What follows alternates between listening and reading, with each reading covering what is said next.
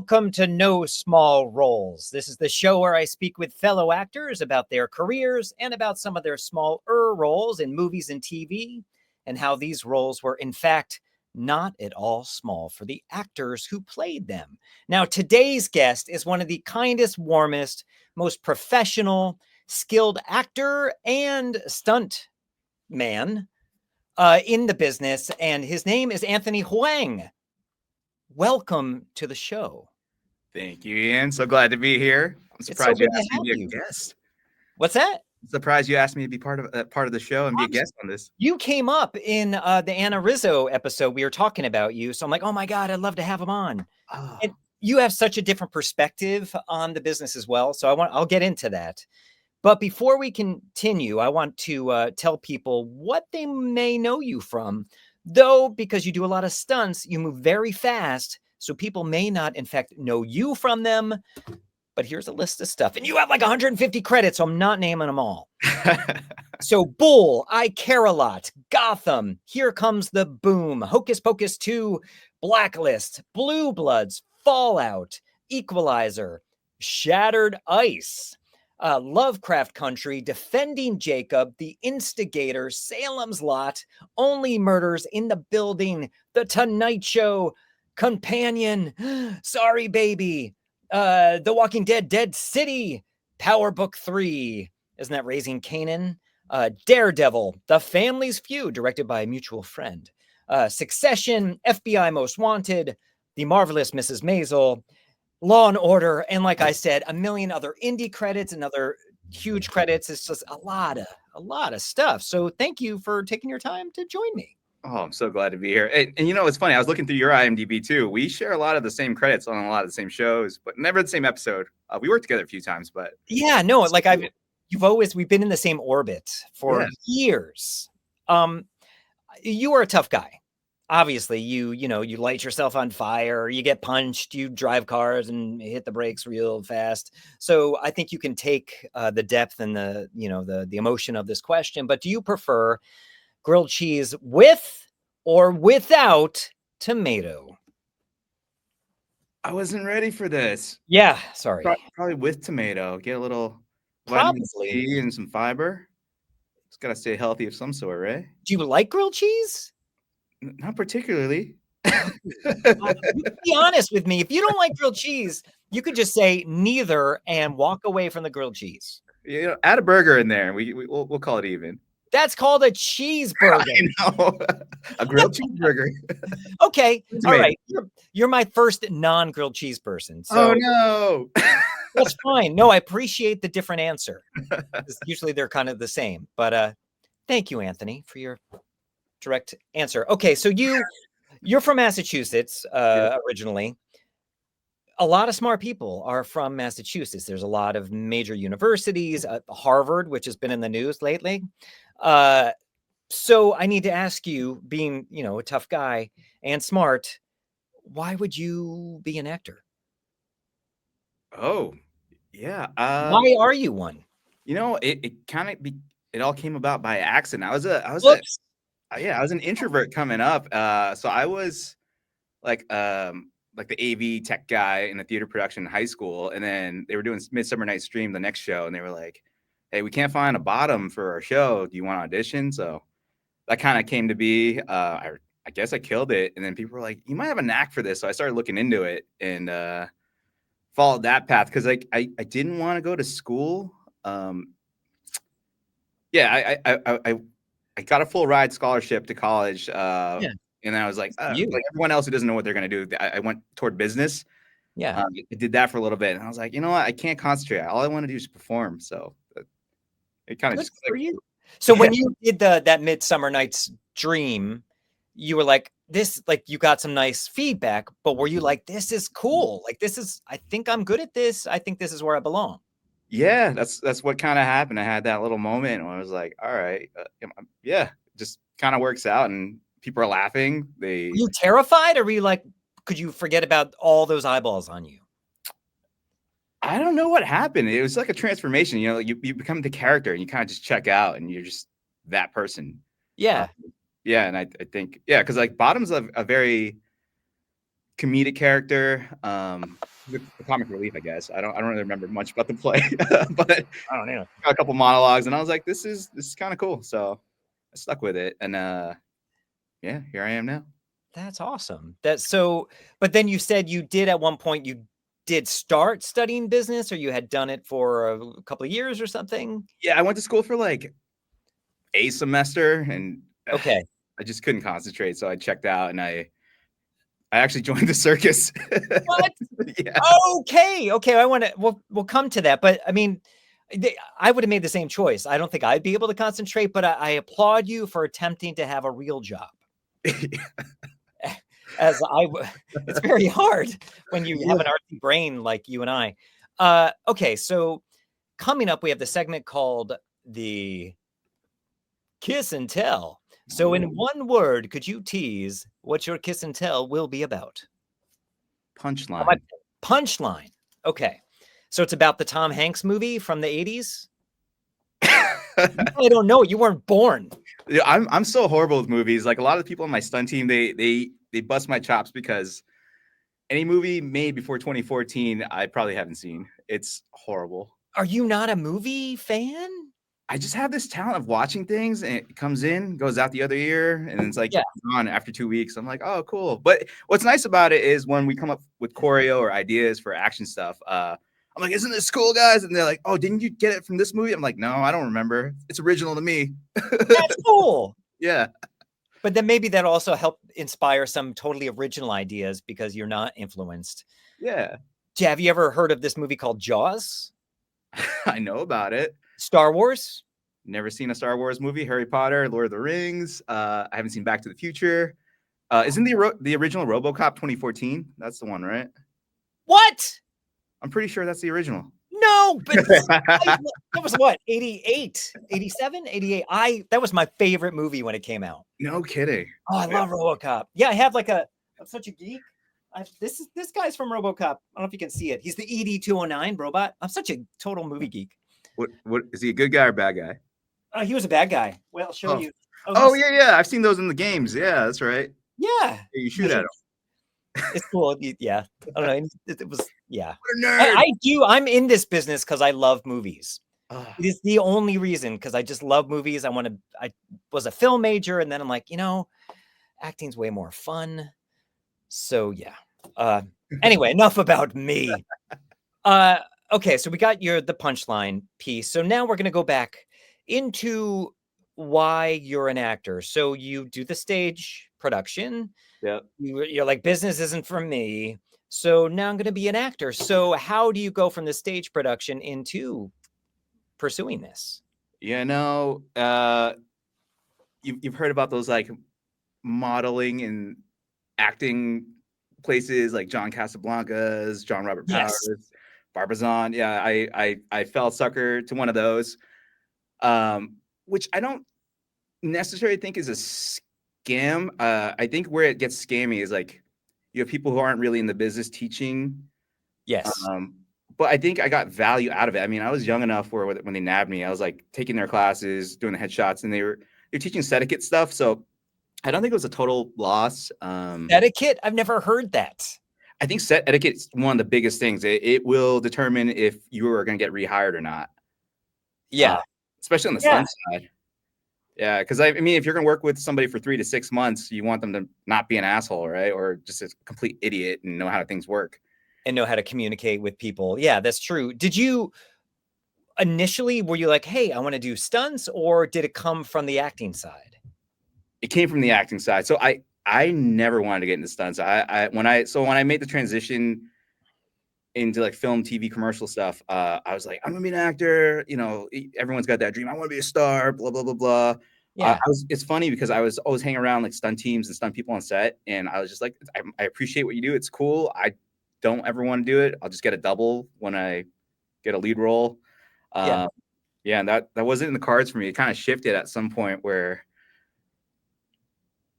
we can get to that later. It kind of came with the circus, but yeah. We're going to talk about the circus for sure. Yeah. But I mean, like when I started at that John Casablancas, I was like, first of all, I do want to say, don't seek them out and sign up if you can help it. There's easier and better ways to get into the business. You can find acting coaches and just talk to other actors and they'll help you out. Do indie films, get on set. You learn that way too, you know, volunteer your time and get a free bottle of water. Yeah, what was nice about the school is it's just like a condensed version and it's like a buffet. You kind of try a little bit of everything and figure out what you want to do. Yeah. But yeah, I started doing, you know, the background stuff and kind of what we're just talking about here, just like seeing what's around, what are other people working on, like how do you get on it, and you slowly start building that momentum and getting little roles in indie films and stuff. And In the Boston local, right? yes, yeah. Okay. Sorry, Boston, yep. No, yeah, no, that's a great way to sort of build up, because you have all the schools that are doing indie film, you know, student films, and then you have a lot of big productions coming to Boston, which both you and I have gotten to work on because we have that local connection, which helps. You're a heavy hitter here, Ian. I'm trying. We're all trying. You've done a ton. It's, you know, it's every little piece counts, and Boston's definitely helped me build that foundation, as for you as well. Yeah, obviously. So when does the circus thing come into this? Is this early on? Yeah, so I got in the acting thing, went to college, couldn't concentrate, and then I think I was on Backstage one day, and I found a post for clown college auditions for Ringling Brothers Barnum and Bailey Circus.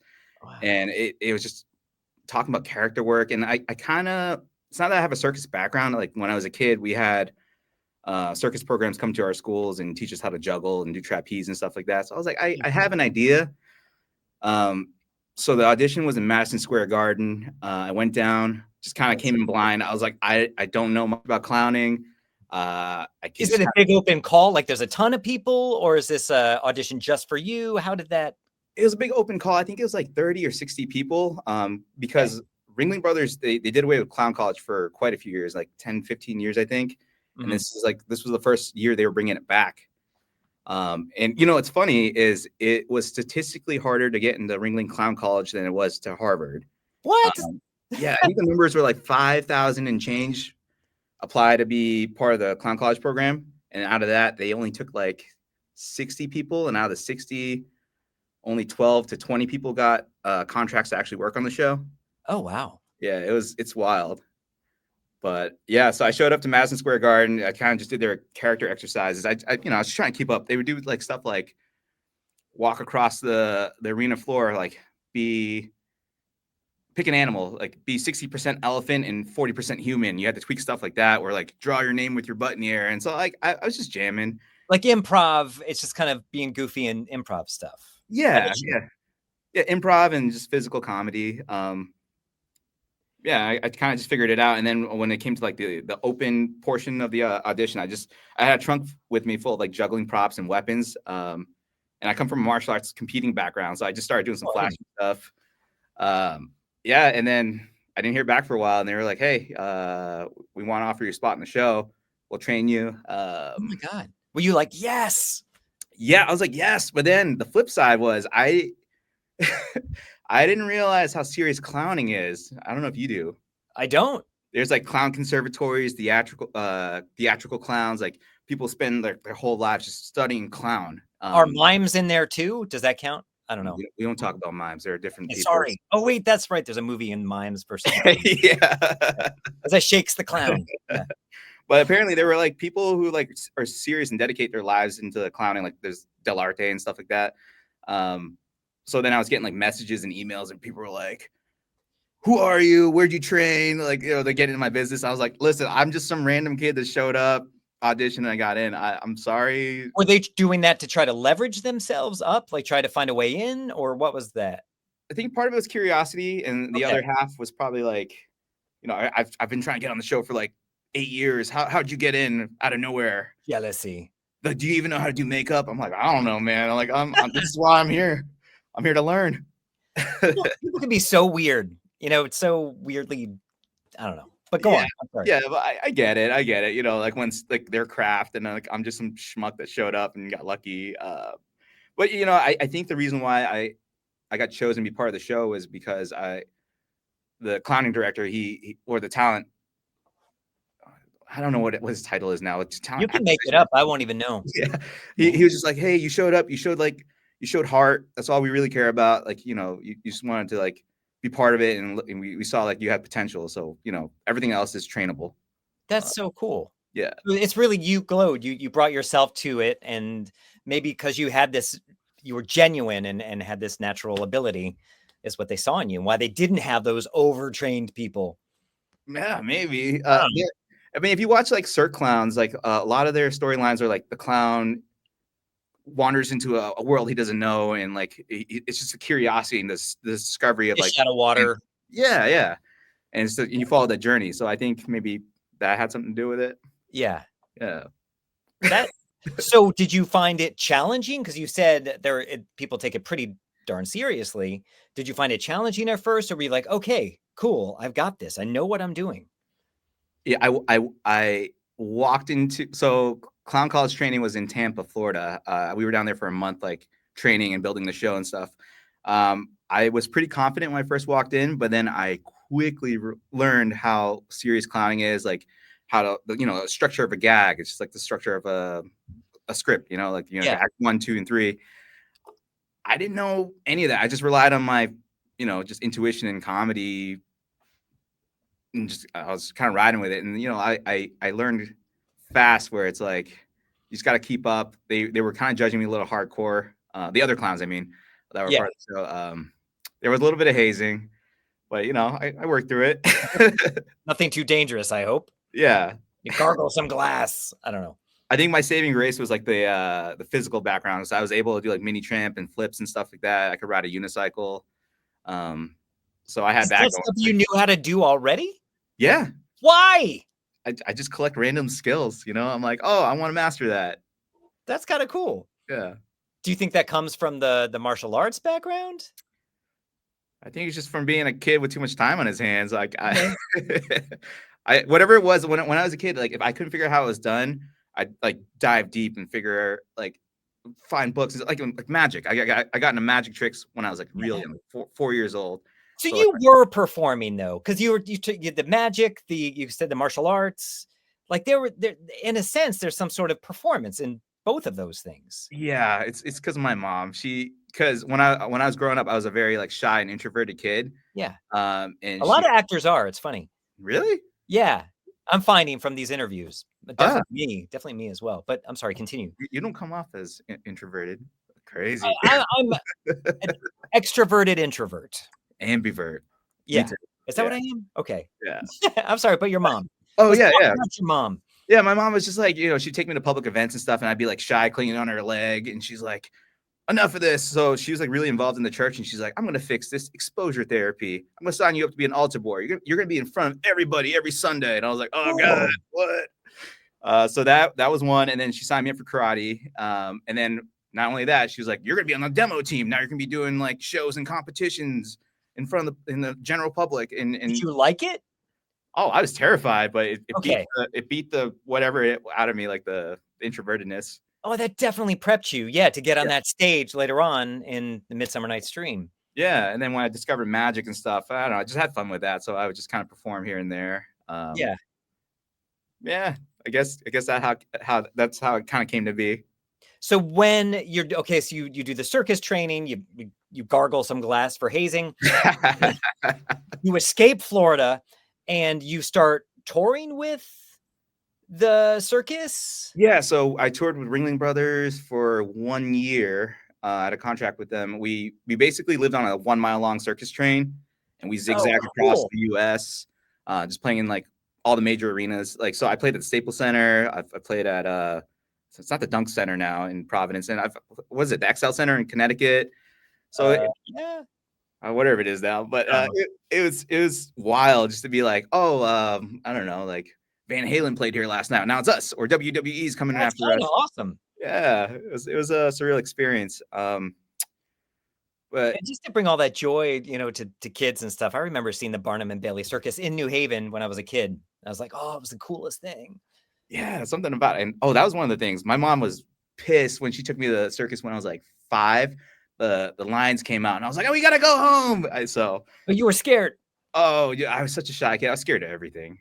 Live music, drums, and I was like, take me home. And now you do this. Oh, where'd you get that?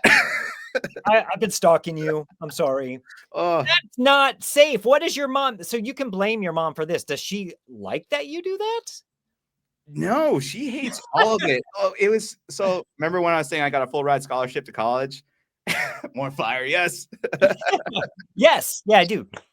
So she was so mad when she found out I got in a Ringling Brothers. She's like, your dad and I escaped Vietnam from communism, dodged bombs, and like escaped jail and these planes, and now you're just gonna be a clown. I was like, oh, Oh, sorry.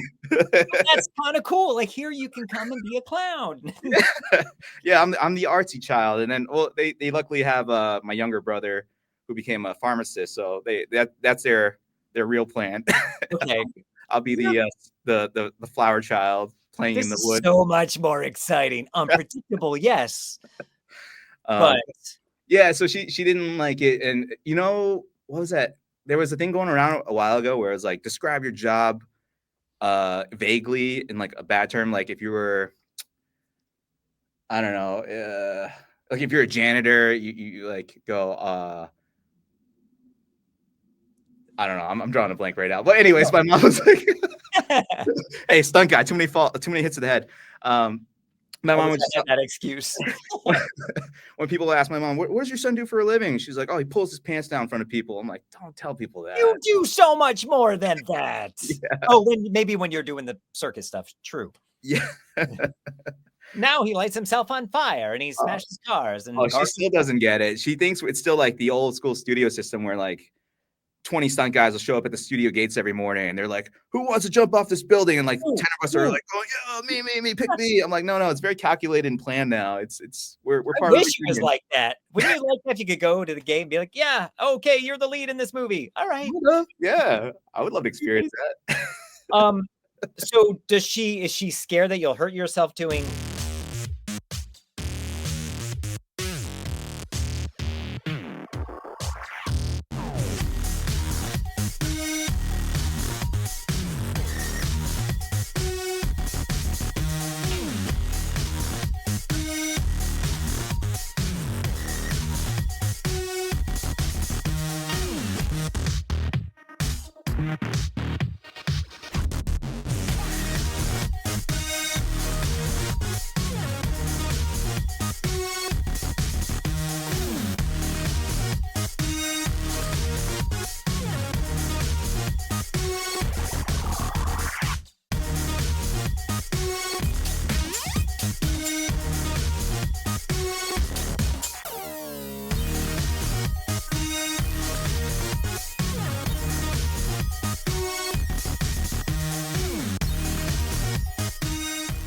You are aware that fire can burn you and potentially kill you.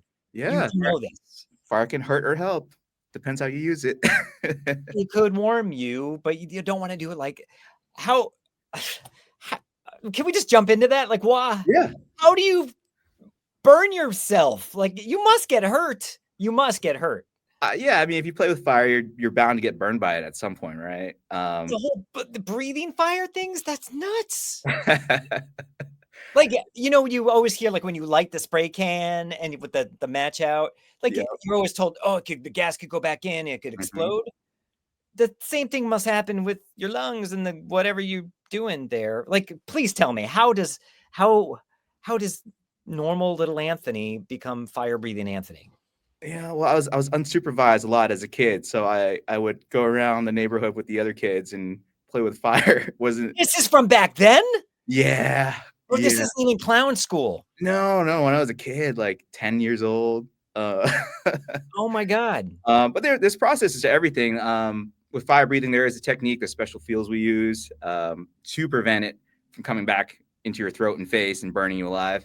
That's Okay. where the dangerous part is, where when I see people doing it like at bars and they're using like 151 or Everclear, no, don't do that. It has a very low flash point and will burn you. We use something different. And with fire burns, there's a whole process to that too.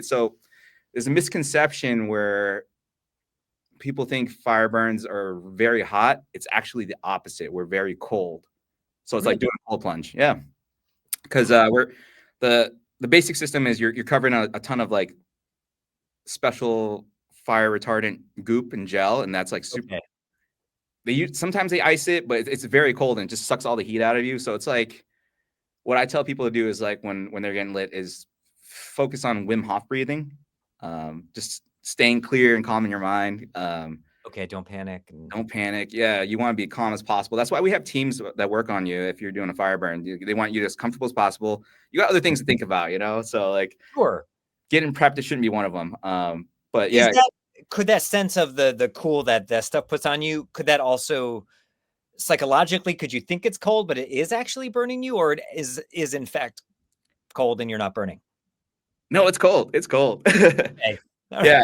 But basically, then it's the gel, and then there's like special layers that you put on, and there's a special field mixture we put on the costume to burn.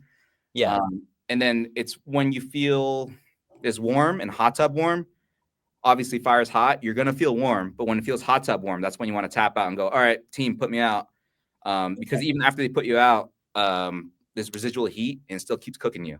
Oh my God. So it's a very fine line of figuring out like when you should tap out. And that's why you want people who are specialists in fire, because sometimes you get a new stunt person and it's like, I want to go for 5 minutes to save the shot. I mean, you can be tough all you want, but you can't be tougher than fire. Yeah. I'm not gonna win every I'm time. not gonna try it. I'm not. So you do all this, I don't want to say crazy stuff because it is a necessity. Even with CGI, I think the real thing looks a bit more convincing. Yes. But do you prefer acting? And not to say, obviously, the stunt work does require acting because you have to be convincing, you have to be in the scene. Mm-hmm. But do you prefer the stunt work to the, the speaking role stuff? Do you have a preference? I battle with this all the time. Yeah. They're both very different, but also the same at the same time, because the title is stunt performer, right? Yeah. There is a performing element of it. I think when somebody starts off as an actor and gets into stunts, um, it helps their overall performance. Just because, like, I've seen professional athletes get into stunts, and it's like, yeah, you can do the gag, you can fall down, drive a motorcycle, but there's no emotion or acting in it. You're not you're doing the stunt, but you're not performing. So it's like, or you get like an MMA fighter and you pit them up against an actor, and in the middle of the fight, they're just like fighting with a stoic face. It's like, no, you're supposed to be taking some hits and getting hurt. Like, show that, or give me the Yeah. intensity. I honestly love both. I just like performing. I think they're both very challenging in different ways. Obviously, with the stunts, it's physical, but you got to balance that out with the performance act part of it. Because without that, you're just doing a cool stunt and it doesn't matter. And with the acting stuff, it's just like there's like deeper layers with it, bringing like the character and emotions into it. Yeah. I love both. I love it. I love it when I can be a stunt actor when they book me on that contract. That's so cool. Yeah, to get to do both your passions. Do you find that because you have a special skill that a lot of us don't have? Like I would love, I mean, I think I'd break because I'm getting old. No, Sorry, Mom, I am actually getting old. She told me you're a not to tough do that. cookie. I'm a tough cookie. Like as a kid, I used to like jump over fences and do really dumb stuff. My friends are like, "Oh, you should be a stunt man." But then one time I did a flip off of a rope swing into the water, and I was like, "Oh my God." I almost just paralyzed myself. Like I felt, I was like that. I bent in ways I shouldn't bend. So that was sort of the end of thinking that way. Wait, did you flat back into the water and just like knock Yeah, the I wind? did like I purposely did a flip, but I landed weird, and I was like, "Oh my God, I'm lucky I can walk." That's how you But learn. yeah, well, that's how I learned I should not be doing this.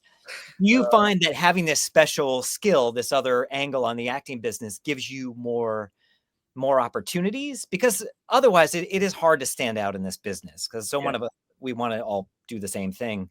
But do you think it helps you? It definitely gives me an edge. It's funny because when I was trying to get into acting full time, I don't know. I equate like the film business to like dating, right? Like when you try too hard, it just doesn't work out. It's when you act Yes, like, I understand this. If I get it, cool. If not, whatever, I'll move on. That's when you start booking more. absolutely. I think when I was an actor, I was trying way too hard, trying to go to all the classes and be like, and just like trying to stand out, and it just didn't work out. That's why I checked out. I got into stunts, and Mhm.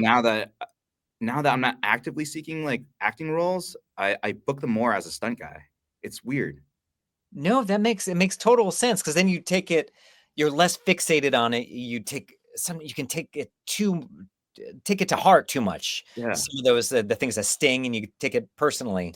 And the fact that you can kind of move on and be distracted by other things, or the stunt side of things, it's cool that it kind of balances out, and you get more opportunities that way because you seem cool and calm and collected. And well, I have to say, I do have seasons where it's like, I'll work as a stunt guy for so long where I'm like, I miss the acting side, where it's like, I don't want to just play another character, because as soon as you see me on screen, shit's about to go down. I'm sorry, can I swear on this? of course, please swear more. No, absolutely. Just censor everything. I forgot where I was going with this. No, you were saying when people. Oh shoot, you were saying like when people see you on screen doing. It's like a dead giveaway. Yeah, people know me. They're like, oh, something's about to go down. There's gonna be a fight. He's gonna get shot. He's gonna die or something. Yeah. Sometimes I get so sucked into that world. I'm like, I kind of want to take a break, and then I'll go back and just like, find student films where I want to play a dramatic role or just a straight comedy role, and it's just like I can just be an actor and not show up with my pads or my bag. I do miss that. Are people disappointed? They're like, come on, like light yourself on fire. There's been a few of those instances where I booked things straight as an actor, and my friends were like, oh, I thought something cool was gonna happen. I'm like, hey, look, I'm trying to find me. You're like, I made a tear. Look at that. Whoa, it's salty. I worked on, as you know, I worked on this film called Shattered Ice last year. Actually, finally going to see it tomorrow. Wait, backtrack. What, is there a premiere that I wasn't invited to?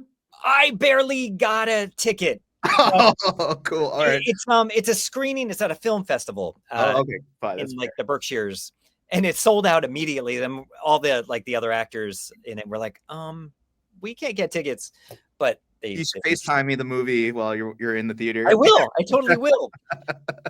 But I have this scene, as you know, where my son's taking his own life, and I'm a bit grumpy about it and depressed, and I get into a bar fight. And I mean, anyone looking at this is not going to be convinced that I can be in a bar fight. So you show up, and you're working on this film to help it look convincing. And you gave me the confidence. You were so cool. You gave me the confidence to do it and try to make it look believable. And you made sure that we were safe, because the other guy, he definitely could have hurt people. I can't. Like, he wouldn't even feel it if I actually hit him. But you choreographed that. You made it so comfortable, put me at ease. It was just so nice to have a familiar face there. And I can't applaud you enough for the work that you do, because that you were a lifesaver for me, because I'm like, how are we going to do this? No one's going to believe this. Oh, well, thanks, Ian. It's funny, when I walked in that day and I saw you, I was so ecstatic, because every time I see you on a project, I'm like, it's going to be a good day, because you know how to light up a room and you bring good attitude and energy. And I think if it was another actor in your spot, I would have been a little more hesitant, but like knowing you and how you're just down to clown and like you're not gonna be an idiot, I was like, all right, this is gonna be awesome. I could take that punch. We'll get to that story later. I sincerely, I could do this all day, but I sincerely mean it. Having you there put me at ease. I'm like, okay, he's gonna help me do this. And I think we'll see tomorrow. I might be like, wow, Anthony, you made me look stupid. No, but it was really great to have you. Look at IMDb, though. You are not credited on there for this, I don't believe. I'm not. There's a reason for that. Can you tell me? Yeah, it's nothing bad. I was getting into a stage of my career where I was booking more as a stunt coordinator for a while. Yeah. And I just didn't want those credits, because it's not imposter syndrome. I just don't feel like I'm a full-fledged stunt coordinator right now. You totally stunt coordinated that scene, at least. You did. Well, I'm not 65 with a broken limp and like. Yes. yeah. No, I just wanted more stunt performer credits. It's a weird thing in the stunt community where it's like you shouldn't be a coordinator until you're like almost like retiring from being a performer. And I kind of. It's not that I shot up the ladder too fast. It's I had different opportunities where I was already assisting and like helping design fights. And is that because you're working in that region, in a smaller market, that you've kind of gone up through the ranks like that? That's part of it, yeah. Because we are. What I've noticed about smaller markets is like there's a lot more opportunity to climb the ladder faster, just because there's not enough support. With acting and everything. Yeah, and so like I would be brought onto teams, and then assist the coordinator and like help book and plan things. And yeah, that's how I got the opportunities. Actually, the biggest coordinator in the Boston market is Paul Marini. He was helping me a lot when I first came up. So that's where I learned a lot of my stuff. But also the other flip side was I was a bit heavier back then, and I didn't look like the typical image of a stuntman.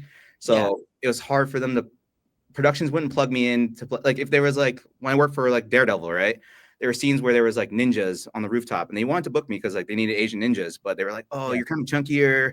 We can't have a chunky ninja jumping on the Like, rooftop." thanks.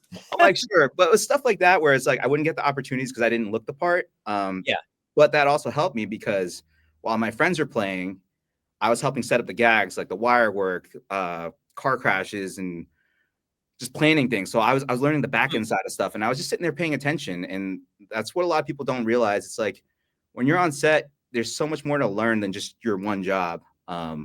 When you pay attention to everything, you can just be a better filmmaker. So that's kind of how I didn't get shoehorned. I kind of just gravitated toward the coordinating stuff. I got more opportunities that were like coordinators were like, "Hey, I'm too busy running this." They'll run like 2 or 3 shows at a time, right? And they're like, "Hey, I'm busy on this show tomorrow. Can you go handle this? It's a fight.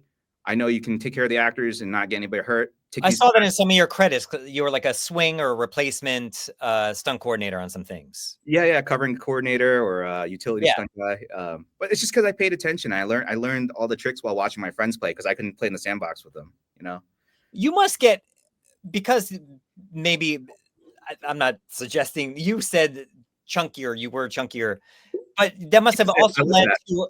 But you must have gotten other opportunities that your friends would not have gotten because you're a real person. Not to say they're not, but there's a lot of people of different shapes and sizes. So did that not help you in some ways? It did help. Yeah, there are bigger, huskier actors that I've gotten to double because I was that size. But it's not the work that I want because usually they're like comedic characters. Yeah. And I do you watch a lot of Hong Kong cinema? I don't. No. Do you know who Sammo Hung is? I don't. Oh, all right. I'll watch Jaws if you watch one of Sammo Hung's movies. Well, I don't know if Hard Boiled is that a Hong Kong? I mean, it's John Woo. John Woo, yeah, and Chow Yun Fat. Yes. But Sammo Hung's he's a bigger guy, but he moves well with his body weight, and like he's very unsuspecting. And then you watch him on screen, he can throw kicks just as fast as like any like regular sized person. He can do backflips and all this crazy stuff. So I learned to move with my weight, but like we just don't have those characters in U.S. cinema. I saw that you worked on Companion. Yes. That where did that was that in where'd that film? We were somewhere.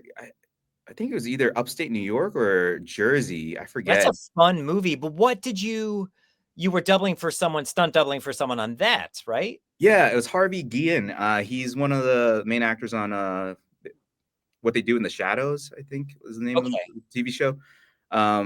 Did you watch the movie? I did. I thought it was a lot of fun. Go see Companion, people, or rent it.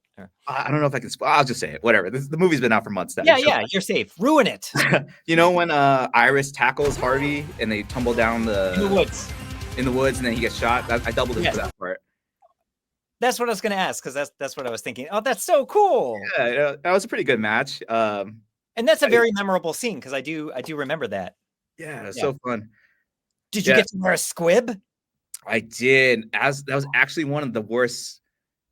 I wouldn't say worst. It was one of the harder hitting squibs I've ever been put in. For people who don't know, can you explain what a squib is? Yes, a squib is. It depends how you do it. If you're doing a real squib, the traditional one, it's a blood pack hooked up to a small explosive device that's triggered wirelessly or by wire. I want to be shot with a squib in a movie, but go on. We can make that happen. Can we? Yeah, come on up here. I got so many toys here. You can come play. But can we do it? We should have done it on Shattered Ice. Would have changed the whole story. I'm sorry. Well, tell me about the squib on this movie, on Companion, please. Oh, so some squibs, they give you a metal backing plate. So when the explosive goes off, you got a little bit of protection. You'll still feel a little something. It's usually, it feels like getting hit by like a paintball. But for some reason, this squib, it was just, I don't know, it was like supercharged. It just felt like somebody ran up and just slapped me in the back of the back. It was like, oh, it was horrible. I had to do that twice. Were you concerned you got hurt, or you're like, okay, that was just uncomfortable? I was a little concerned. I was like, maybe there's a chunk of skin blown off. I don't know, but I mean, Brandon Lead yourself. oh no. Oh, I mean, sorry, that's a horrible way to put that, but very sad. Oh, No, but you know, I knew the effects guys were really good, so I was like, I'm probably okay. It's just probably supercharged, like I thought. yeah. Oh, and I guess it probably makes your reaction to it a little more believable too. You're like, oh, it actually feels like I got shot. Oh Yay. yeah, it definitely helps. You know, one of the weirdest squibs I ever had was I worked on Ava in 2018. Oh yeah, with Jessica Chastain. Yeah, and John Malkovich. So I get shot by John. For Sure. some reason, the chest squibs they put on me were right on my nipples. That sounds uncomfortable. Oh my god. Yeah, that was.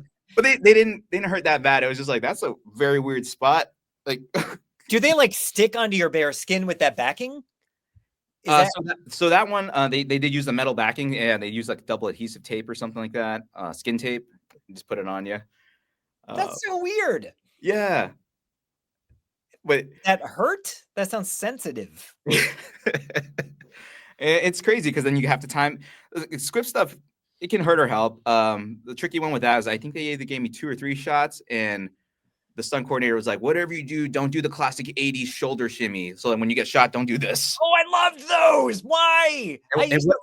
I did too. But he's like, no, I want it. He's like, I want it realistic. You know, if somebody gets shot with a gun, it's just gonna go through you, right? And you're just gonna take a small little reaction and go down. And I was like, yeah. I don't know. As soon as they called action, I was like, shoulder shimmy. He's like, the thing I told you not to do, you did it. And I was like, all right, can we do one more? They're like, no, we got to move on. I was like, no. But did the shoulder shimmy make it into the movie? It did. Oh, I got to see it now. Because I think the shoulder shimmy, there's some value to that. Maybe because I'm an 80s, an 80s kid. Yeah, it's over the top. Were you like, Malkovich hurt my nipples? Is that sort of, it's on my resume. Malkovich nipples hurt. Special skill. Oh, he's so good to work with. Yeah, Colin Farrell's on that too. He was awesome. My wife loves him. I love Malkovich because he was in one of my favorite movies, Empire of the Sun, which you don't know. It's a Spielberg movie. Yeah. He directed Jaws, that other movie you don't know. And E.T. and Raiders of the Lost Ark. There's a poster. Have you heard of that? I've heard of it. These all look familiar. You've not seen Raiders of the Lost Ark? I've not seen it. There's amazing stunts. Like, you would appreciate it just for that. He's like dragged under a truck. Oh, what's that thing behind you? Is that iRobot? On a plane? What's that? That thing behind you, is that iRobot? The white thing? I'm kidding. I know what that is. I was going to tell my son, and he was going to come down here, and he's going to hurt your nipples just like Malkovich. Oh, damn. Okay, so now back to away from your nipples. Enough about that. That's a whole chapter. We'll cover it another day. But you have traveled everywhere. So Companion, for example, that's not in the Boston market. Daredevil's not. I'm just like you. All Out is LA, right? LA season 2. I worked on the first season in New York. Oh, I didn't even know that's where they did it. Yeah. We were at Steiner Studios for a lot of it, and then they went to like Nibia. Oh my gosh! For some other shots, I don't know. In stages on a stage or something? Yeah, because how else do you create that world in New York? Everything. So it was like in the bunkery thing. Yep, the bunker. The outside stuff was like all stage stuff. Oh, I thought it was all out in California somewhere. Oh no, it might be for this season. So do you go to the South as well? So New York, Boston. Do you go elsewhere? New Jersey? I mean, I'll go wherever the work is. Oh yeah, me too. We will go anywhere. We'll even do our own driving. I just had a friend hit me up. He was like, "Hey, I got a show in Montana. Do you want to come out?" I was like, "I've never been. Maybe." It's gorgeous. You should. Oh yeah, maybe I can get Yellowstone. Oh, it's gorgeous. You'll get paid, right? Yeah, of course. And better than an IMDb credit in water. We want more than that. But you're going to risk your life. So I had my friend Anna, our friend Anna Rizzo, on the show recently. I love her. She's such a sweetheart. Because we were talking about, she has done a lot of indie action scenes in dramas and whatever, horror movies and stuff. And she said that you choreographed the majority of them. So I'm going to play a clip. I don't know how long this is. Let's do it. But let's take a look at this.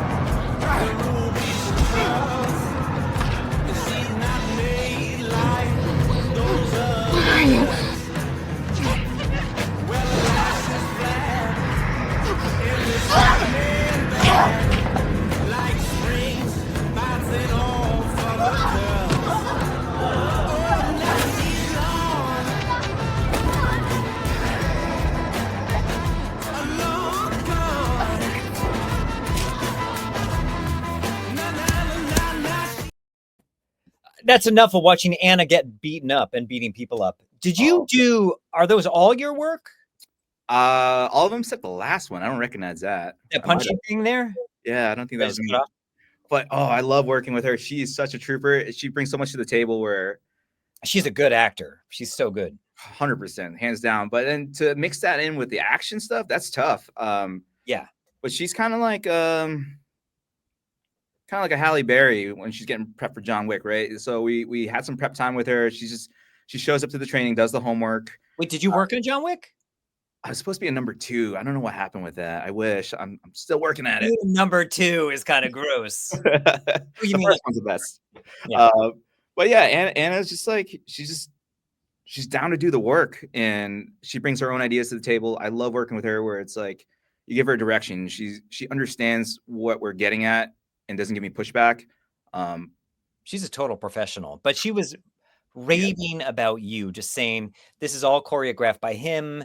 I'm like, did you? Because I was asking her if she got hurt, and she said for the most part, no. Obviously, some things are uncomfortable, but she's like, it was all very safe. It's very uncomfortable to watch. You're like, oh my God, I don't want to see Anna get beaten up. She's one of the nicest, sweetest people. She's such a trooper. Actually, I was concerned about her on that the second clips we were showing, where she's fighting in the arcade. She said that one was more uncomfortable. Yeah, we were working with a newer director. We got flown to North Carolina for that. But yeah, we were pushing the limits. I think we were filming like in the wintertime, and they wanted her to get pushed in the pool. I'm like, do we really need this? And, in the meetings, I was like, thinking ahead, I was like, all right, do we have a warming tent? Do we have an EMT? Great. They got an EMT. Great. They didn't get her the wetsuit that I asked for, and she still managed to do it. I think she went into the pool once, and I think it took her a while to defrost. I mean, that was not. That wasn't warmed up water. No. I told them get heaters for the water. They threw it in that day, and I was like, you were supposed to do that like 3 days ago, guys. So she was just like down for the cause, and she's like, I'll do it once. And I was like, great, let's check in. If you're not good, then we end the day. And she wasn't good. She warmed up the next day. She was fine, but she didn't complain about that. She said in the scene with the arcade, I guess like being dragged on the rug, there was some discomfort there. And the director wanted her to do like this dive roll, and she's like, I could see in her shoulder it's getting like all bruised up, and I'm like, Anna, like, tell me when. I'll call it. I'll be the asshole. She told me she was proud of her bruises from that, though. She's like, yeah, it was like a war wound. Oh, she's so good. And I think she's like such a total pro, because it's like, it's uncomfortable now. You do it. It's only for the season, not forever, right? So yeah, if it's not going to kill you, let's push through it. Because with stunts, it's like if you get nicked or something happens, you go down. They'll come up to you and go, "Are you hurt or are you injured?" There's a difference. Hurt, yeah, it hurts, but you can continue. It's a bruise or whatever, but injured there's blood. Blood, broken bone. Yeah, I can't go on. But even then, I've had friends who've broken their ankles getting thrown out of second-story windows, and then they go do another take, and I'm like, I wouldn't have done that. You guys, different level. Yeah, because think about how you're going to feel in your late 70s or early 70s. There's going to be some discomfort. It adds up. Yeah, you might heal, but not completely. Like I go jogging like 4 miles a day, but I never did sports as a kid. So I feel like my joints are fine. Like I can wear some stuff out, but other people my age are like, I can't even move. I'm like, haha, you did football. You take care of yourself. Yeah, but at this point, I'm so happy to see Anna when we're on a show together. But I don't know how she feels about me. Is it like she's glad I'm here, or she's like, I'm in a world of hurt? He adores you. She was just like, he's the nicest guy, so professional. You gave her the confidence to do those scenes that you did.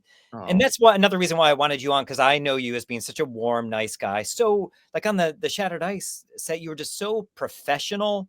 And even though we know each other and have that rapport of just being able to joke around, you still, even though you were able to get past my joking and be like, are you good? Are you sure you're good? Everyone comfortable with this? You check with all parties. It's just really impressive how you do it. And you're still a nice human too. Oh, thank you. I it's funny. It's a different style of coordinating. A lot of the old school people were yellers.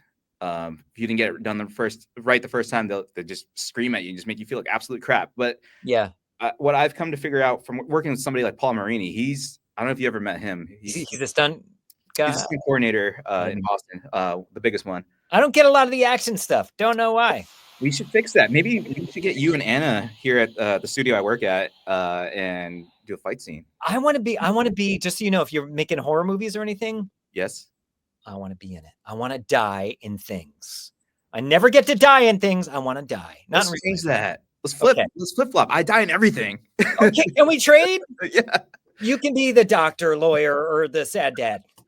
But the biggest thing I learned from Paul's coordinating style is he's the same way. He's very gentle, kind, and the biggest takeaway with that was like when you're working with an actor, you already have the pressure of production on you. Like getting there was probably a mess, driving through traffic.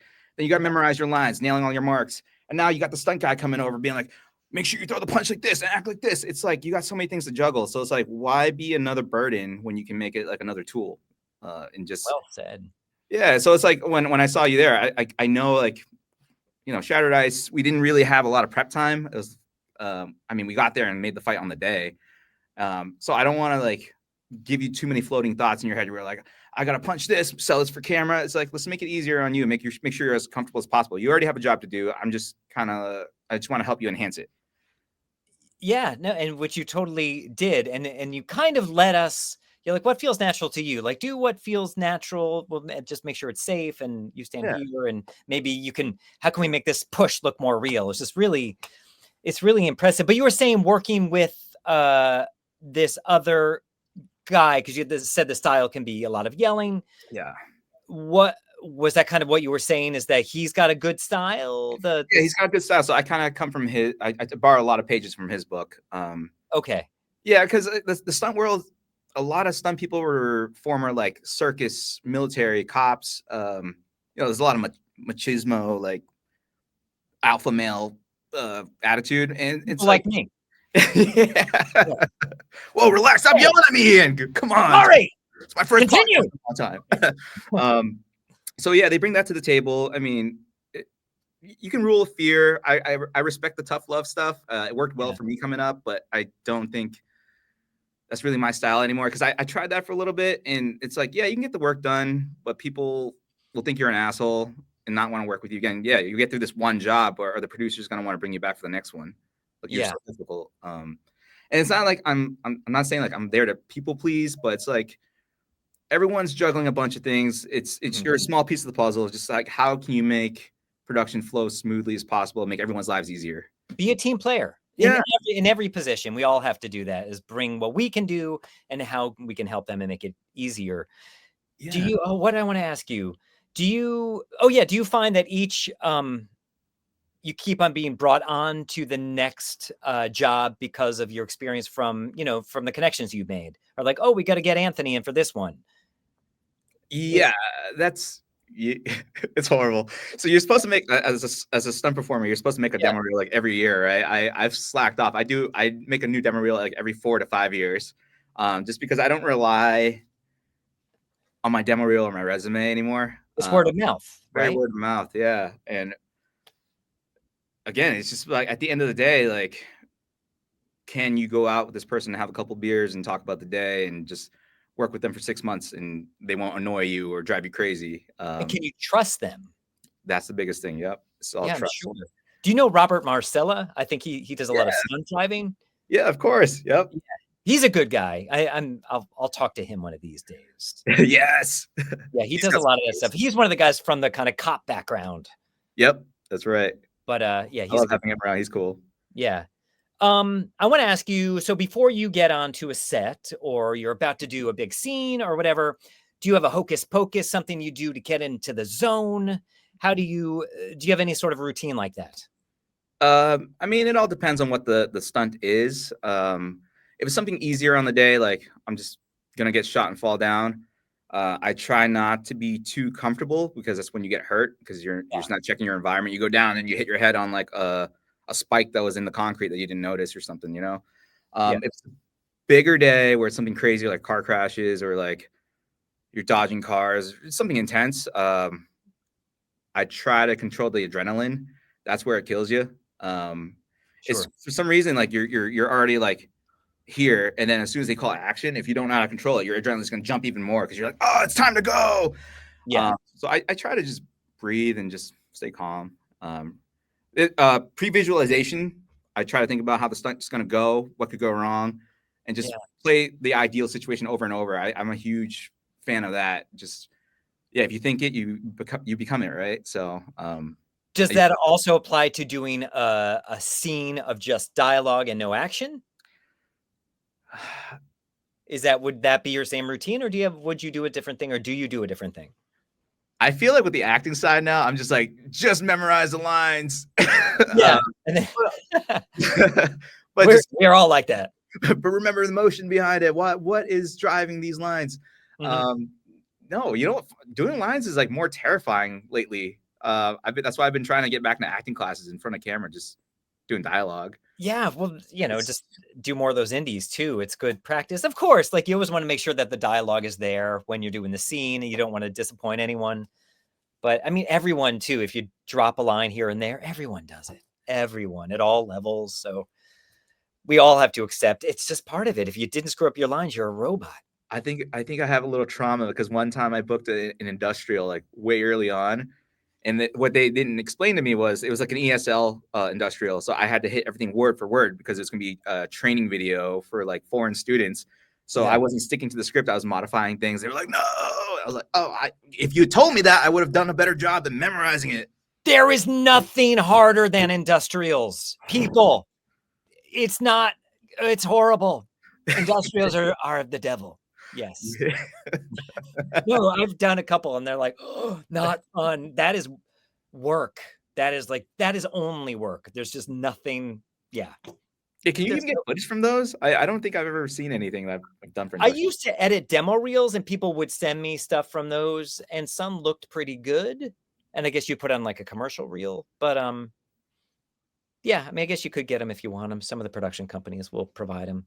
But if you want to just forget about it and the pain that caused you and the scars that it's left, even more so than the fire and the car crashes, leave it behind. In mentioning that, though, have you actually had some injuries, burns, broken bones, scrapes? You're asking if I've ever gotten hurt? In the stunt world, yeah. Yeah, I had my heart broken once. It was very deep relationship. And I think I asked you about that when you got to set. Did you? Yeah. You would arrive to set. I'm like, oh, I saw your phone. Like, how are you doing? You're like, we broke up. I'm like, oh. Oh yeah, that's right. You were there early on. That's right. Yeah. Actually, that's just one of my stock lines, but you were there for real. I'm sorry. Yeah. Okay. I felt bad. I'm like, which it helped my emotional scene. That's what the night I did that scene. So I'm like, I feel really bad. The fact I even brought it up. No, when it comes to like actual injuries, nothing super crazy because I know what I'm doing for the most part. Do you get hurt? Yeah, I mean bumps, bruises. Sometimes you get a wild card, like you're fighting somebody who doesn't know what they're doing. They just clock you in the face and continue on.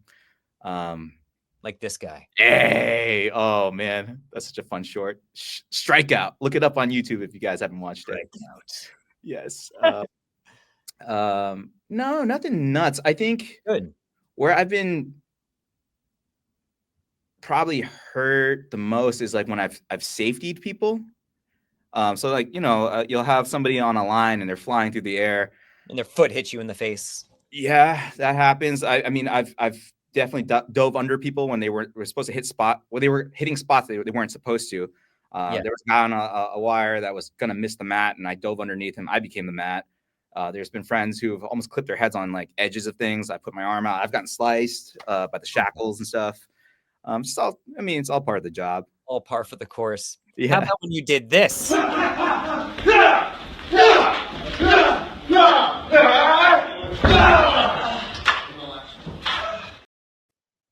That's an old one, man. Do you know who that is I'm fighting in there? I don't. Who is that? John Doomsday Howard from the UFC.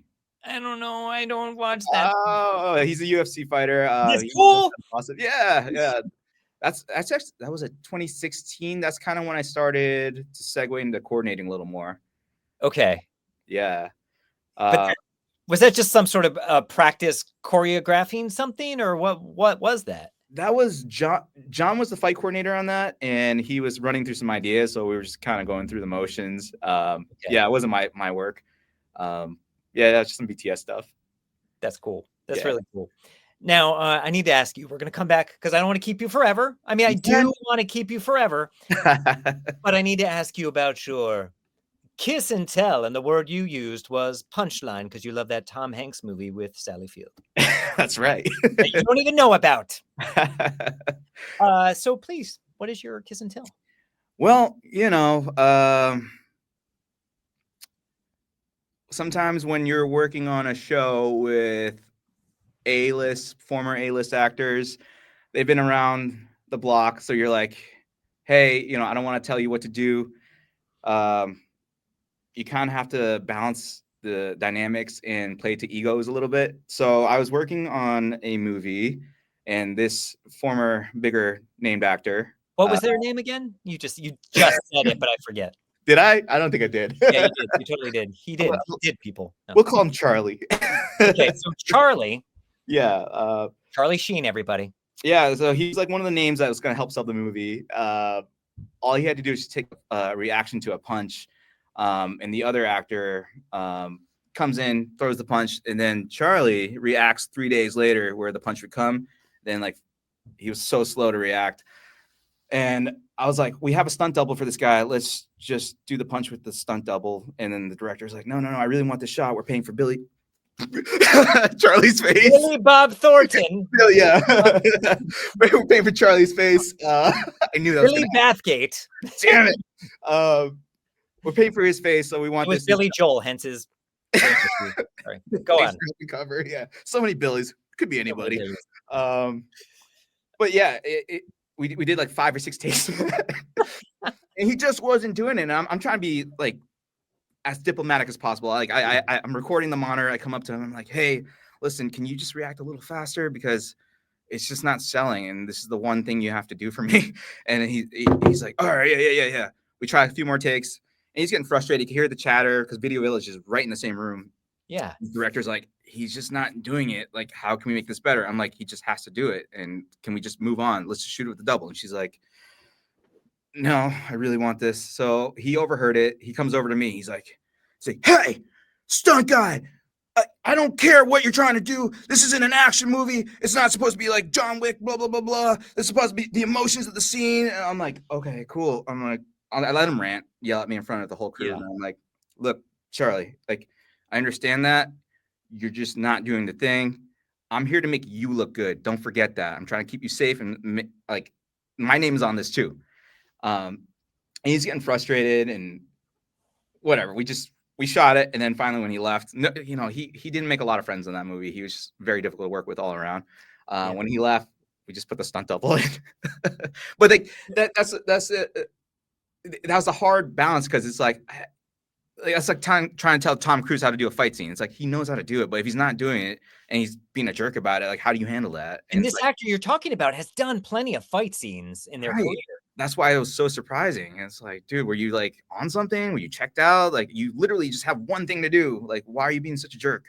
Egos. It's egos. It's so tricky. And for you, was it an embarrassing moment? Did other people understand on set that you're just kind of rolling with it? And was it difficult for you in the moment?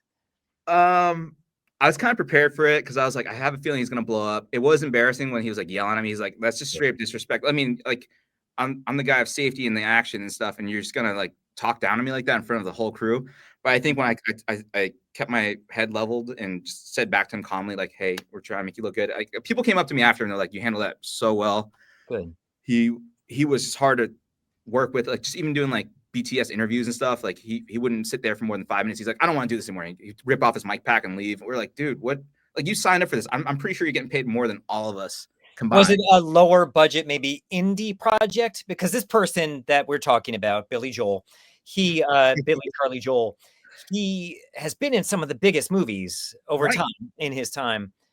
Was this smaller compared to some of those other ones? It was definitely a lower budget, which makes it kind of heartbreaking that he was acting like that. Cause it's like on the low budget stuff, that's where you can get the most creative. Like he was playing a really cool character, something that's kind of out of his zone. Something that can create a career resurgence as well. I mean, depending on how the project goes and the attitude of those involved. I was really confused. Yeah. Yeah. Well, well done on your part. Yeah. Now, we're getting near the end. What's a No. dream opportunity? Do you have a dream thing, whether it be a straight up acting or a stunt? What would be a dream opportunity for you? Oh, acting side's a little easier. I'd love to be a lead in a comedy or something straight up drama. Just it's a little bit of a heavier. I think there's a lot more depth to the characters and Okay. dramas. It was a nice that you could do comedy or drama. So I want to do more comedy. I don't get to do that, We should but just get whatever. together and film more stuff together. But make sure I get shot. Yeah, we can make that happen. Okay. And have Anna beat me up. On the stunt side, my two golden gigs I really wanted to get on last year were John Wick or Cobra Kai. Maybe I mean if I get on the Continental, that'd be awesome. What is a Continental? Have you seen the John Wick movies? I gave up in like the second or third one. Do you remember how they go to like the hotel where like Oh yeah. Yeah, so the Continental is a TV series based on that. Yeah, so it's other assassins, but it's the whole hotel stuff. Okay. My dream gag would be a cannon roll. Do you know what that is? No. So we've seen car crashes where they hit a pipe ramp, roll over, or they'll hit every 80s TV show. Yes, I don't know how they afforded it back then. It's crazy.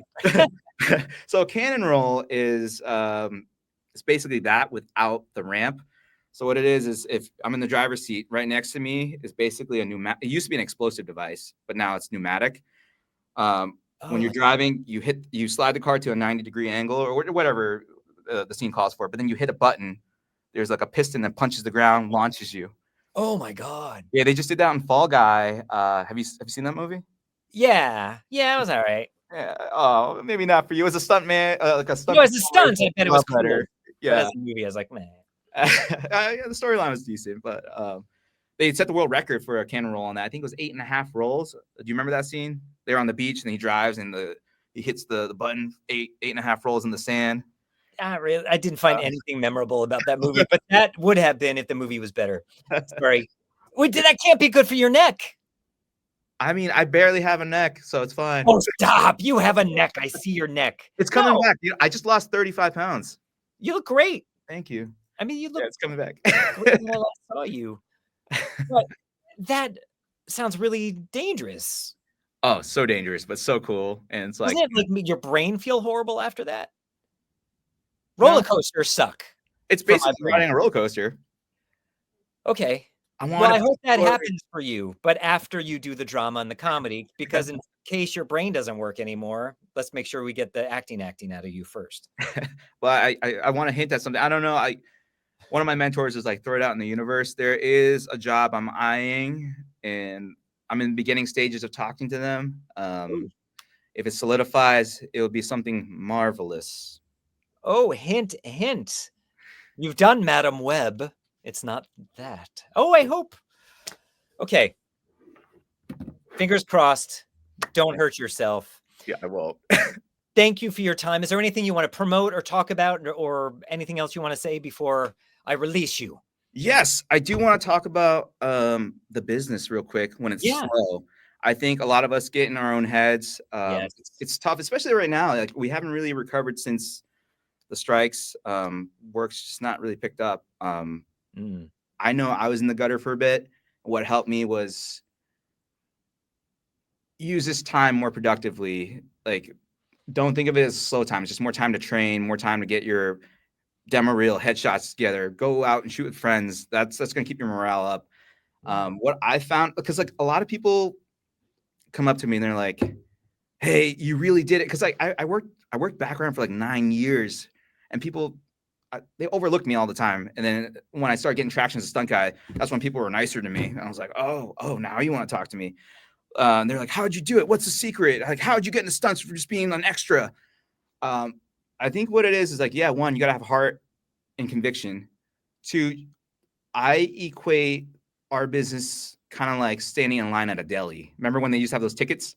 Oh, yeah. They still do that, right? Yeah, you take a ticket and you wait your turn. And then in the line, in the process of that, some people get impatient. They leave the line, you never see them again. Some people will let their friends cut. Sometimes for some reason, you might have to go to the bathroom and come back at the end of the line. where I'm going with this is I think as long as you stay in line and just stick around long enough and just don't give up, you will eventually get to the counter and get served. Well said. That is great advice. I Yeah. forgot to ask you for advice earlier, so I'm glad you brought that in. Oh my God. Thank you. That's perfect. Everyone, keep a lookout for Anthony. Check out his IMDb to see those 8 bazillion credits. And I can't wait to be shot on set with you and watch you roll a car 48,000 times. Hey, let's get together on set again soon. No, thank you for your time. Stick around. I'm going to play this goodbye song for everyone else, but I'll say bye to you after. Bye, everyone else. Like, share, comment, and celebrate Anthony as I am now. Thank you, Ian. Thank Bye. you, everybody. Thank you.